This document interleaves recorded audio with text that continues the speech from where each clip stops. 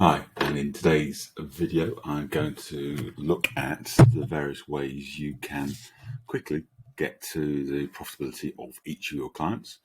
We're going to go through 3 profit measures. They're all linked, they're all looking at the same data, but they're looking at it slightly differently. So I'll start off over here with a typical P&L. This is where we are currently: revenue, people, overheads, profit. Our margin's a little bit lower than we'd like. It's at 10%. Our compensation to revenue is a little bit higher than we'd like at 70%. And obviously we would like to move that margin up from 10% to something a little bit more profitable at 20%. So, what we could do if we have timesheets is we could break down our revenue, 250,000, between each of our 10 clients or 9 clients. Now, they all add up to our revenue, 250,000. We work on them, we record our time. If you don't, then unfortunately we can't do this analysis unless we have a fairly good either resource planner, or we can make a reasonably accurate estimate of the time spent. But we've got timesheets and we spent these days on there. So first hack is number 1, is to work out the effective day rate. So we've worked 12.5 days on client 1. That's an effective day rate of 10,000 divided by 12.5 is £800 per day. So if your day rate is round about that mark, you are working the number of days that you estimated, and you are charging those days onto the client pretty accurately. Probably going to be okay. And you can do that for all of the clients. And obviously they'll vary from a high of 1,000 to a low of 500. And if your day rate is 750, 800, around about that mark, you can be fairly sure that 500 is probably going to be your least profitable account. It is your least profitable account, and you're not charging as many days as you are working. And that's over-servicing, one of the 3 deadly sins, and that's impacting on your profitability. Because the time that you are spending over-servicing, you are not able to spend on other activity, other projects, which will generate additional marginal revenue, which will help improve your profitability. So that's number 1. Number 2, we can do something a little bit more complicated. We can look at the total cost, the gross cost. So by gross cost, I mean the cost of people. So in this P&L, it's 174,000. If we allocate that total cost across each client, depending on how many days are done. So in this case, it's 12.5 as a proportion, as divided by 364 times by 174,000. Roughly £6,000 cost has been spent on that. Now, this is a hack. It's an estimate, because it will depend on the seniority of people working on that, and you can get very convoluted and a little bit more accurate. This is meant to give you a sense of profitability rather than a completely accurate figure, but it's pretty good.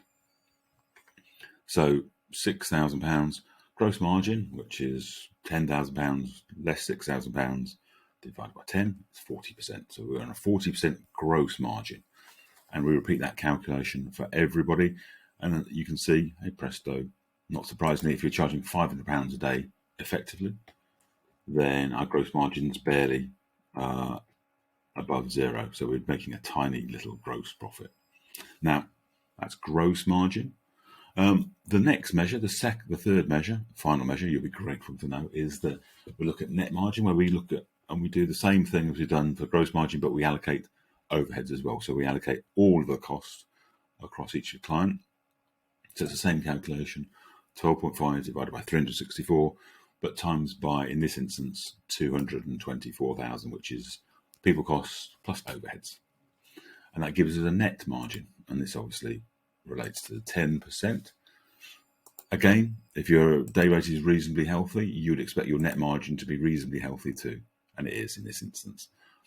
And you can see that if your day rate is 500 at the lower end, it looks like we are losing money. Now, that's important, because what do we do with this information? This nice little bit of information. But what I've done here in this column is done a little calculation to work out the revenue we would need in order to hit a 20% margin. with that client. So for the worst performing client, client 5, we would need to charge at least another £26,000 to £27,000 to bring that net margin up from -23 to +20. And +20 obviously is where we need to aim for. If we do that for every single one of these clients, let's say we're able to have those conversations in this ideal world, this dream world, where we could approach our clients and say, by the way, we're not charging the right amount. We need to up this to get to a level of profitability we're happy with. And the client goes, yes, that's perfectly fine. I agree. Here's a check for £26,000. Giving my age away there by saying check. But to do that across the agency, we would need to charge a further £38,000. And if we did that, our target, after addressing the issue of client profitability on the 4 or 5 clients where we're slightly under, we would increase our margin by £38,000 because that money would drop straight through from revenue into profit, and our margin would go from 10 to 22. Now, it's slightly more than 20 because we've got some clients where we're above. We're not proposing to hand money down to level down the profitability on those clients where we're hitting our targets and in some cases exceeding those targets. Now, that gives us an indication, and obviously in this instance, it doesn't take an experienced CFO to say, well, let's concentrate on client 5. Let's have a conversation internally first to see what the reason was. Did we underestimate? Did we mess up somewhere? And if we did, maybe we'll take that one on the chin. We'll learn our lessons, but next time we'll do it better. And maybe it could be with the same client, it could be with another client. But if the scope of work has changed, then and we're delivering more work, then it's I think it's a more robust basis to go back to the client and go, you wanted X. Well, actually, we delivered X and Y. Let's have a conversation. Now, they may well say no. So this is not a panacea. This is not a solution. We're getting into the realm of negotiation with our clients about getting paid fairly for what we deliver. I was going to say time, but that's a mistake. We're not getting paid for our time. We're getting paid for what we deliver. Timesheets here is just simply a measure of how efficient we've done that internally. It's not meant to be a basis and say, we've spent another 12 days. Can you pay us for those? That's going to be a hard one to. And with some justification, the client's going to go, well, that took you 12 extra days. Is that my problem?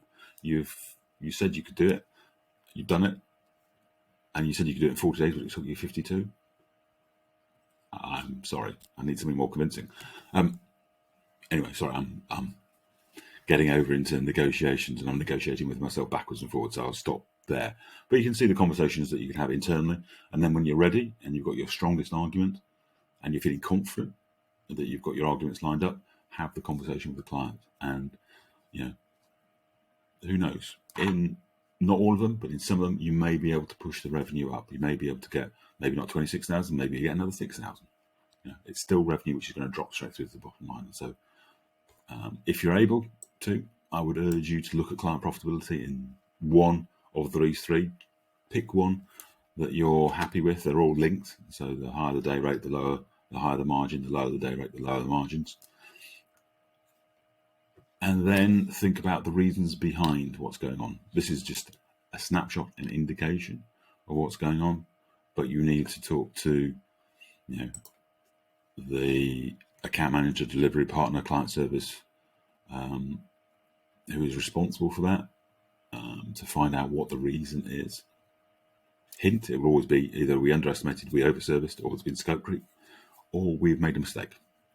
Never leave the fourth one out, and take it from there. So it's a relatively simple calculation to do with timesheets and revenue, and it can start some interesting conversations, and increased margins start from interesting conversations. Thank you for listening.